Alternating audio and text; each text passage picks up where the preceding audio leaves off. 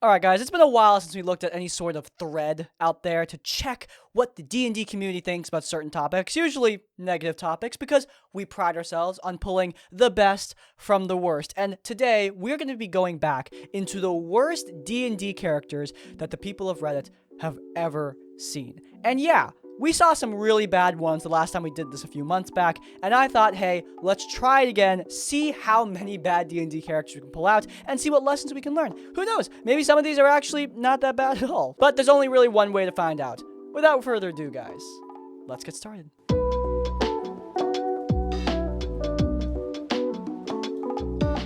Alright, first up, this might be a controversial one. Overly complex characters. Hate them. Every game I join, there's always someone who wants to play like a mermaid, vampire, half-dragon, but it's cool because she has flowing purple hair and all the men love her. Yeah, these are the characters I call OC characters, even though, strictly speaking, all the characters we make for Dungeons & Dragons are probably OCs, let's be honest. And you know what? There's nothing wrong with that. Frankly, the passion and love that people put into these characters is probably the best part of playing D&D, or at least one of the best parts for me. I love seeing my players get excited about their characters, just like how they love seeing me get excited about NPCs. It's great. Who doesn't love making awesome characters and interacting through them with our friends? It's cool.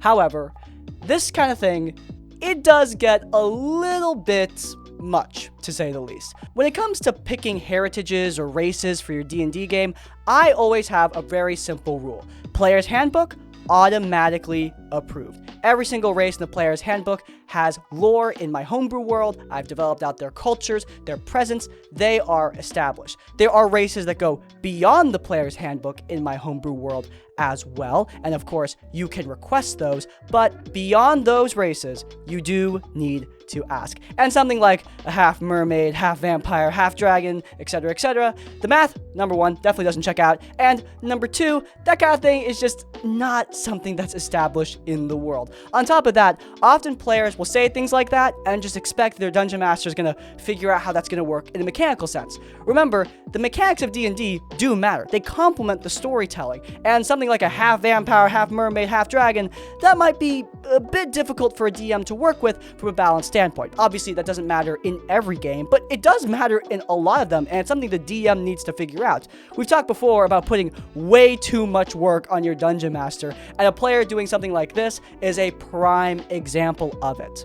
Now, does that mean this kind of character can never work in any game? Of course not. There may be a game that will be perfectly happy to take a character like this.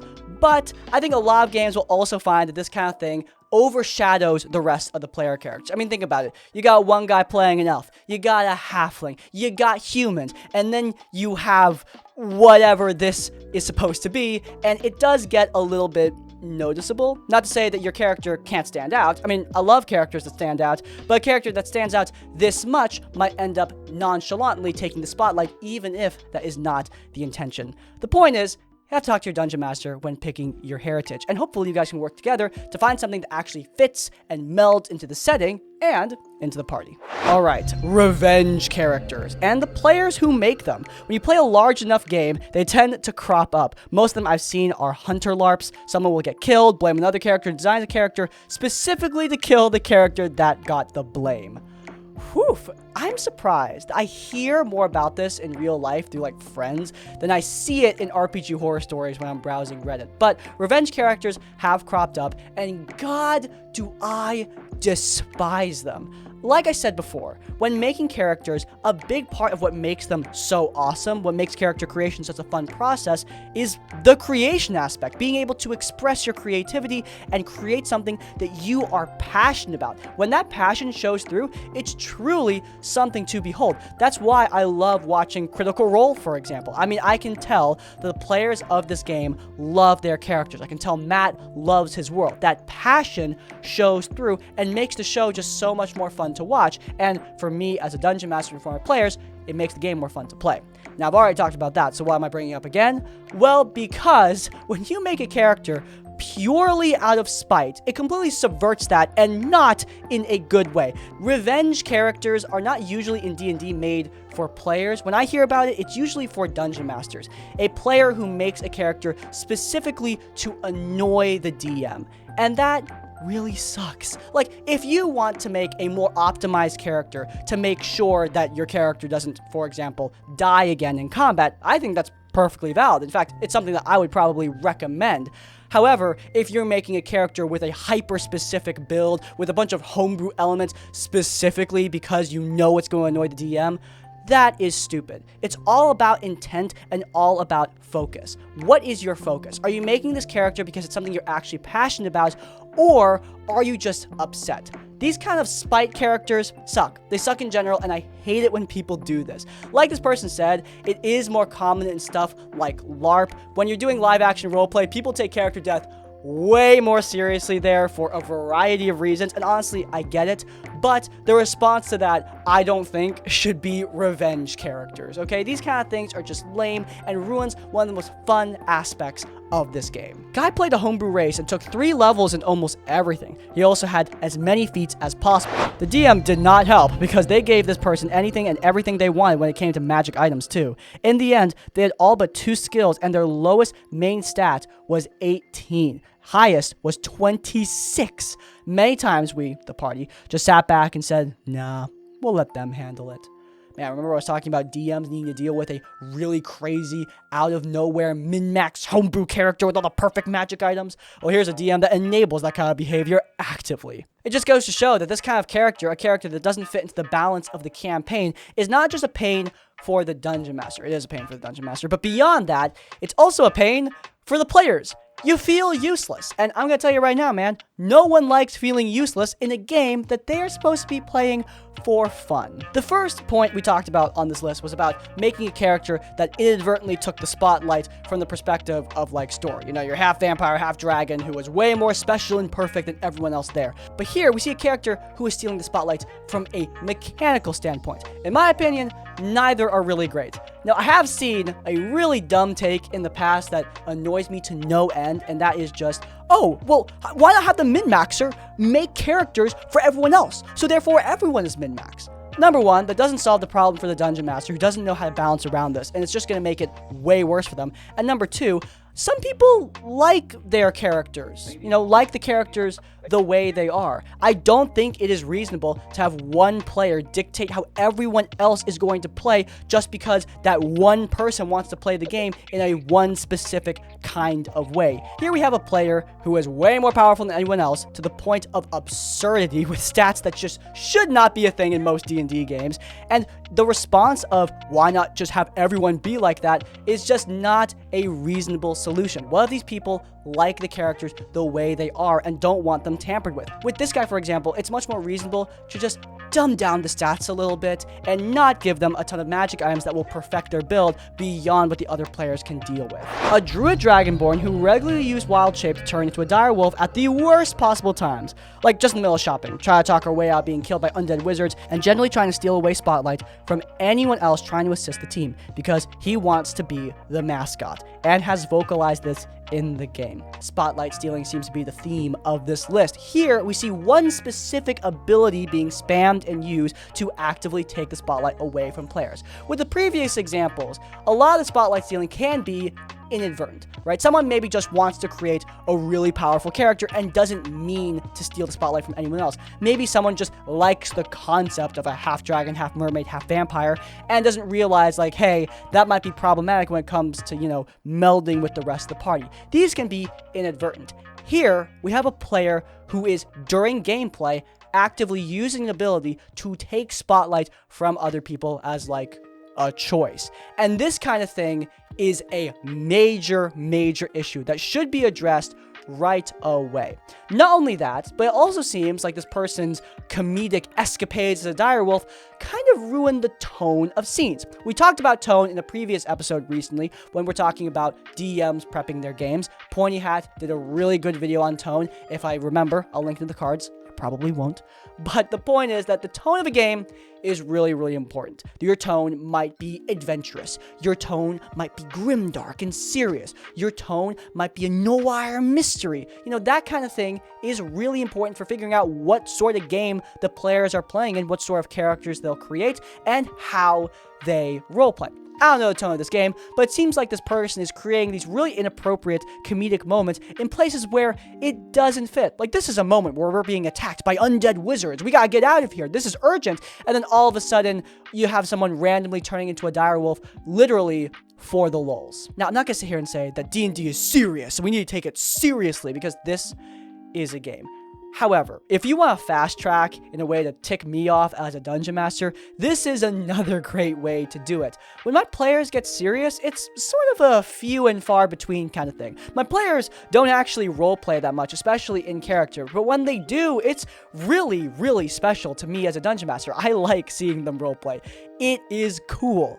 However, if someone were to jump in and ruin that roleplay, take it away from us, and turn it into just a slapstick comedic moment, yeah, that would ruin my mood. Look, D&D doesn't need to be serious all the time, but when it is serious, when people are enjoying that seriousness, I think that kind of thing needs to be respected. And doing this, it's a great way to disrespect that moment, ruin it for all time, and take away a perfectly good memory.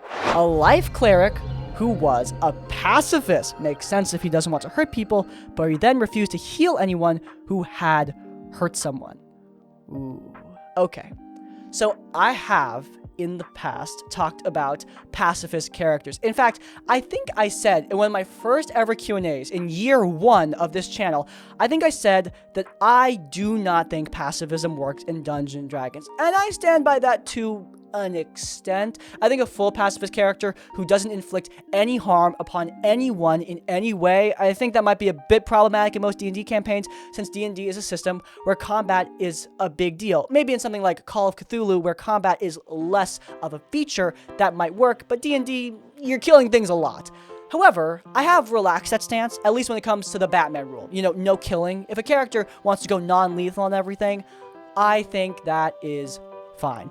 I think that's fine because in an actual play I did, a show on this very channel called Shadow of Karakonos, I had a player character who was a pacifist, at least from the perspective of he doesn't kill things, or at least he tries not to kill things. The reason why this worked is because, one, it was non-intrusive. This person went out of his way to not kill people, and when he knocked them out, the other players went out of their way not to step on that moment, not to, you know, like double tap the enemies that he knocked out so that they were just dead now, because that would be really annoying. Everyone respected and understood his motivations, and he wasn't getting in the way of the other player characters who were going lethal. Additionally, this didn't hamper the character mechanically in any way. The character was very optimally built and a really cool character to have in the campaign, pacifism notwithstanding. It didn't make the character obscenely less optimal to the point where we couldn't play with him. I think non-intrusiveness is the most important thing when it comes to playing a pacifist character, and this is intrusive. A cleric being a pacifist makes perfect sense. A cleric having a no-kill rule isn't breaking my immersion by any means. However, a cleric who refuses to heal the rest of the party, I can see the line of reasoning, but from a gameplay standpoint, God, that would annoy me. First and foremost, healing magic is decently important in D&D, at least when it comes to bringing someone back from being unconscious. You might save someone from losing a player character they care about, and refusing to do that is just a fast track to getting your players to really dislike you. Trust me, I've personally seen it before, though, you know, without the pacifist angle. Alright, last one. I haven't played much, so mine isn't that bad. Actually, it was a great character, but hilariously ineffective in combat. He was a gnomish wizard whose only offensive spell was Thunderclap. You know, the melee range spell that alerts, all people to your position. At least it was a cantrip. Actually, funny thing, in my game, Thunderclap is a decently powerful cantrip when it comes to clearing out the 1 hit point minions I pull from Flea Mortals. So, no hate towards Thunderclap, at least coming from here. Just goes to show that not every game has the same type of balance. In some game sandboxes, certain spells are going to be extremely powerful, and in others, it might be extremely useless. Now, this is an opposite problem for what we've been seeing throughout the video. This is a mid-maxed character. A character who definitely does not have the best stats and is ineffective rather than being too effective. And honestly, I encounter this way more than min-maxers ever in my games. Now, I will say this is actually something that does make me sweat a little bit because, like I said earlier, I run a game where combat is decently difficult, where players need to tactically strategize and work together to figure out solutions to the combats that they face. What I always tell my players is this: if you simply run up to the monster and say, "I attack," over and over and over again, you will lose. You need to strategize, you need to keep track of your movement, you need to think just a little bit. And having a character who is hilariously underpowered in combats like that, strategy notwithstanding, I will say that when I do see something like this, I simply talk to the player about it. And usually the player talks to me, and we just buff up the character a little bit, like swap out this spell for this spell, swap out that spell for that spell, just so we can give them more healing or more damage or whatever they need in order to make their character a more optimal version of the character that already exists. I don't want to transform the character and completely change them. I just talked about how I don't like that after all. But if a player wants some minor small buffs, I'm not going to stop them. Alright, yeah, not all of these were that bad. Lots of spotlight hogging, which doesn't surprise me. It is a recurring issue, but I hope you guys learned some valuable lessons from this thread and from my little commentary bits. If you guys enjoyed, then please do leave a like. If you want to see more of our content, then you can check out our tavern-adjacent D&D podcast. We have a new episode with Bob Worldbuilder coming out this Sunday, so I feel like you should get caught up. It's linked in the cards, and while you're there, subscribe to Crispy's Tavern to get more of our content as it comes out. If you have your own tips or thoughts, go down. And finally, if you have your own tips or thoughts, go down in the comments down below. If you can't think of a comment, leave the comment mid and max to let me know you made it to the end of the video. In essence, like, comment, subscribe. I'll see you all next time. Farewell.